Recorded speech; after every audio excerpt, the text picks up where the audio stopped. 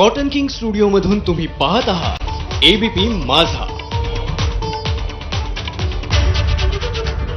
Break नंतर bulletin मध्ये तुम्हा सगळ्यांचं पुन्हा एकदा स्वागत आणि बातमी आहे रायगड मधली. रायगड जिल्ह्यामध्ये सुद्धा मागच्या 4 दिवसांपासून मुसळधार पाऊस कोसळतोय आणि सतत कोसळणाऱ्या या पावसामुळे जनजीवन विस्कळीत झालेलं आहे. जिल्ह्यामधल्या प्रमुख नद्या ज्या आहेत त्या सध्या दुथडी भरून वाहत आहेत, तर काही नद्यांनी सध्या धोक्याची पातळी सुद्धा ओलांडली.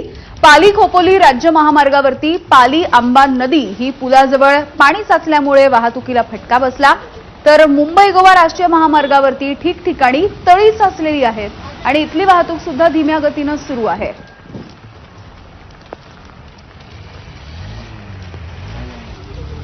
त्यामुळे रायगडमधली ही दृश्य आपण बघतोय. कोकणामधल्या नद्यांना पूर परिस्थिती या ठिकाणी निर्माण झालेली आहे. दुथडी भरून वाहत आहेत, सोबतच पाणी पात्राच्या बाहेर आलेलं आहे. पुलावरून सध्या मोठ्या प्रमाणावरती पाणी वाहताना दिसतंय.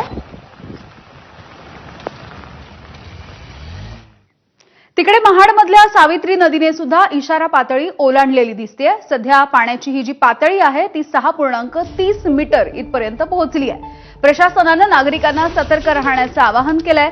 महाडमधला भोईघाट आणि मच्छी मार्केट परिसरामध्ये पाणी तुंबण्याची शक्यता आहे. नदीकाठावरच्या नागरिकांना सतर्क राहण्याच्या सूचना सुद्धा देण्यात आलेल्या आहेत.